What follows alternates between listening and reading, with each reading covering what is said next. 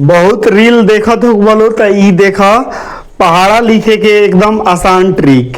मतलब ई ट्रिक से नु 1 से लेके 99 तक आप पहाड़ा एकदम जल्दी से लिख दे बोलो। बहुत अच्छा से एकदम जल्दी से ऐसा ट्रिक बताएं।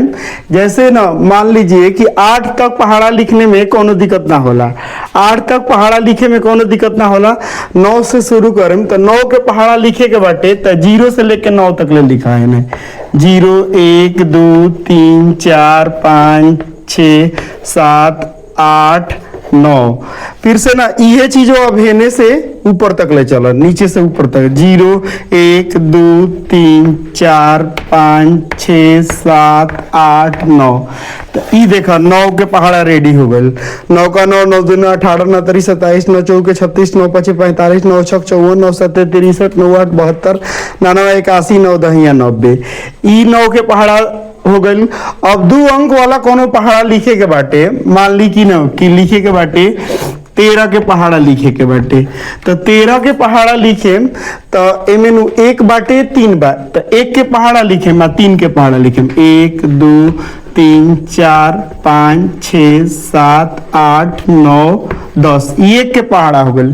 3 के पहाड़ा लिखे 3 का 3 3 दूनी 6 3 3 के 9 3 4 के 12 3 5 15 3 6 के 18 3 7 21 3 8 24 3 9 27 3 10 30।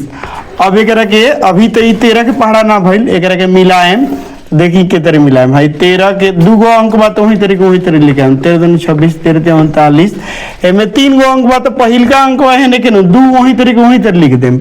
आ बीच 2 हई जौन अंकवा बचल है जोड़ दिया जाला। 1 गो 4 गो 5 गो, 5 वही तरी आ 1 गो 5 गो 6 गो, 8 वही तरी 6 गो 1 गो 7 गो, 1 उसी तरह 7 गो 2 गो 9 गो, 8 वही तरी लिख देम 8 गो 2 गो 10 गो।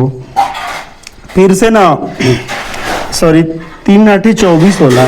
4 वही तरी 8 2 10 हो जाए। 7 वही तरी 9 2 11 हो जाए। 0 वही तरी 10 3 13 हो जाए। अब देखिए 13 के पहाड़ा रेडी हो गए। 13 के 13 13 दूनी 26 13 39 13 4 के 52 13 5 65 13 6 78 13 7 91 13 8 104 13 9 117 13 10 का 130। ये तरी हम कोनो भी 2 अंक के पहाड़ा हम लिख दें चाहे तो। जैसे मान ली कि हम 42 के पहाड़ा लिखे के चाहते हैं तो 42 के पहाड़ा लिखे के खातिर 4 के पहाड़ा लिखे और 2 के पहाड़ा। तो 4 का 4 4 दूना 8 4 3 12 4 4 16 4 5 20 4 6 24 4 7 28 4 8 32 4 9 36 4 10 40। हेने 2 बाटे तो 2 के पहाड़ा लेंगे। 2 का 2 दूने 4 2 3 6 2 4 के 8 2 5 10 2 6 के 12 2 7 14 2 8 16 2 8 16 2 9 18 2 10 20। अब एकर हम कंप्लीट करें पहाड़ा 42 के। तो 42 वही तरीके 84 वही तरीके 2 गो अंक बात उसी तरह लिख दें। फिर है 6 वही तरह लिख दें। अब फिर सॉरी 126 लिख दें।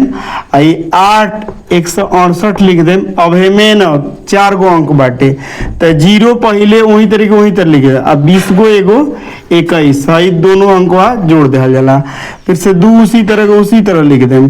24 1 25 हो जाए। फिर से 4 वही तरह लिख दें। 28 1 29 हो जाए। 6 वही तरह लिख दें। 32 1 33 हो जाए। फिर से 8 वही तरह लिख दें। अब फिर से 36 1 37 हो जाए। 0 वही तरह अब 40 2 42। तो ए तरी करके हम 42 के पहाड़ा हमारा कंप्लीट भइल। ए तरी हम चाहें तो कोनो भी 2 अंक के पहाड़ा हम लिख सकतनी। तो ई वीडियो अगर अच्छा लागल होके तो लाइक शेयर सब्सक्राइब जरूर करी। अब कमेंट भी करी कि कैसन वीडियो लागल हटे।